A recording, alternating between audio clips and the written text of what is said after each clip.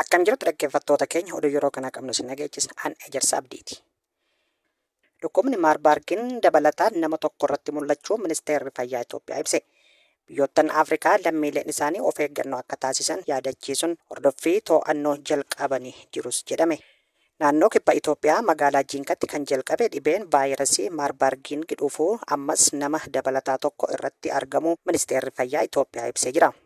Ministeerichi ibsa isaan kaleessa saamudaa laaboraatoorii nama 9 fudhatame keessaa namni tokko vaayirasichaan qabamee jiraachuun mirkanaa'ee jira. Kana hordofees namoonni vaayirasichi kanaan qabamuun isaanii mirkanaa'e 4 ta'us ibsameera. Dr. Maqdas Dhaabaa ministeerri fayyaa Itoophiyaa ibsa miidiyaaf dhiyeenya kennaniin mallattoon nama vaayirasii kanaan qabame kan irratti mul'ate du'aan namoota 6 keessaa namootni 3 vaayirasii kanaan qabamanii du'uu mirkanaa'uu ibsanii turan. Itoophiyaatti ambaasaaddarri Yuunaayitid Isteet Ervin Maasaangin Ameerikaan deeggarsa dhibee kana to'achuuf oolu kennuuf qophii ta'uu ibsanii jiru. Ambaasaaddarri Maasingaa kaleessa waayitaa marii ministeera fayyaa Dr. Maqdas Dhaabaa waliin taasisan haala waliigalaa fi to'achuuf hojii taasifamaa jiru irratti waliin dubbatanii jiraachuun baramee jira. Dr. Maqdas haalawwan dhibee kana to'achuuf taasifaman wayitaa kana ifoomsanii jiran. Ministeerri fayyaa maxxansa fuula miidiyaa hawaasaa irratti kaa'een mootummaan Yuunaayitid Isteetsi tarkaanfii Itoophiyaan dhibee to'achuuf fudhattee jajee jira jedhame. Dhibeen vaayirasii maarbaargiin dhufu kun Itoophiyaa keessatti muddachuu hordofe biyyoottan Afrikaa hedduun of eeggannoo cimaa taasisaa akka jiranis gabaafamee jira. Kanneen keessaa Suudaan kibbaa karaa ministeera fayyaa ishee ibsa baasteen dhibichi daangarraan gara biyyattiitti akka hin seenneef of eeggannoo fi hordoffii jabaa taasisaa jiraachuun eerte. Kanaanis keessumaa onoota daangaa Itoophiyaarra jiran adda baasuun hordoffiin cimuun ibsitee jirti. Gaanaa fi Keeniyaanis hordoffii kana biyyoottan cimsaa jiran ta'uun kan ibsame yoo ta'u, Keeniyaan keessumaa sochii kutaalee bulchiinsa Marsaabiitii fi Turkaanaa keessaa haala jiran itti dhiyeenyan hordofaa jiraachuun ibsiteeti jirti. Tajaajilli fayyaa Gaanas hordoffii dhibee kun utuu hin muddatin dura taasifamuu qabu sa'aatii 24f itti fufee ta'aa akka jiru ibsee jira. Godina Arsii Onaa Muumeessaatti humnoonni nageenya mootummaa lubbuu namoota nagaa dabarsuun jiraattonni dubbatan.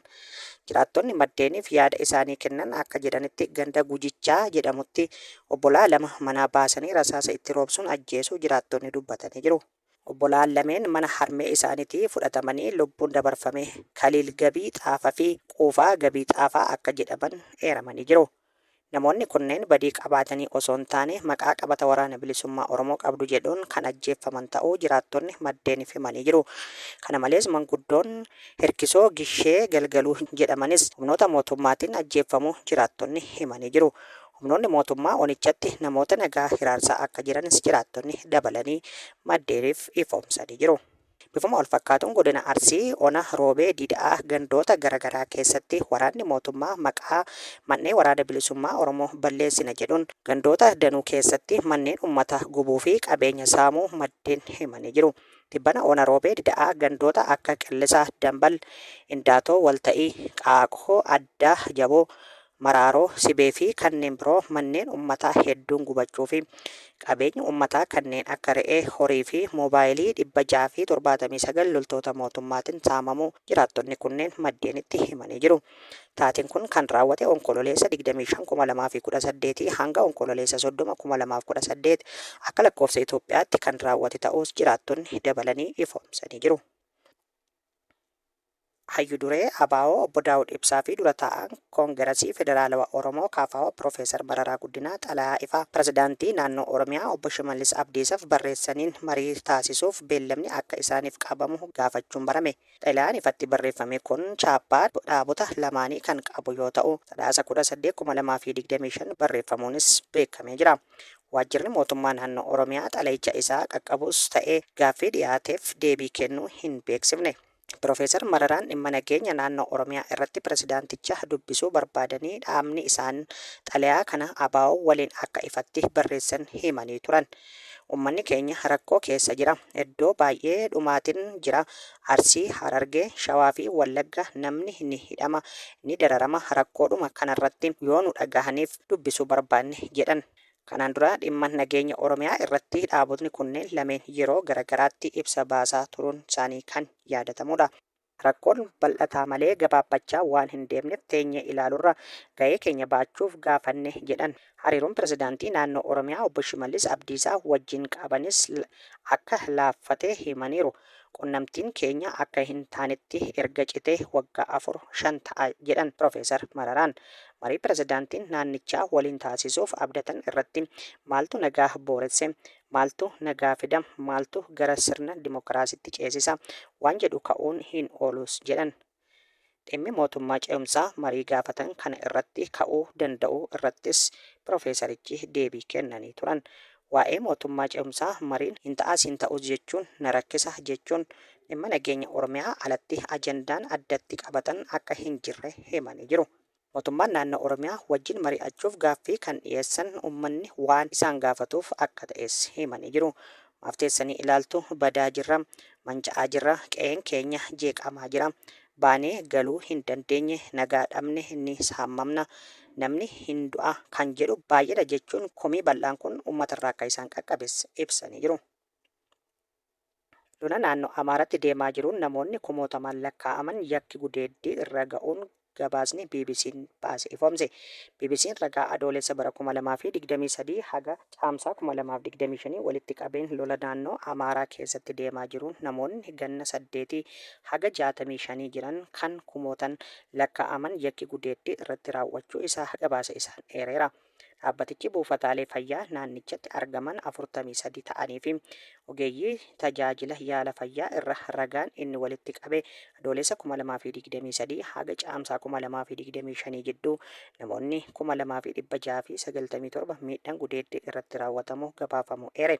Isaan keessaa dhibbantaan 45 kan ta'an namoota umuriin isaanii waggaa 18 gadi ta'es jedhan. Warreen miidhaan kun irra ga'ee keessaa walakkaa ol dhibee walqunnamtii saalan daddarbaniif kan saaxilaman yoo ta'an, warreen hedduun hafan kaan ammoo ulfa hin barbaachifneef rakkoo xiinsammuu hedduun irraan ga'uun gabaafameera.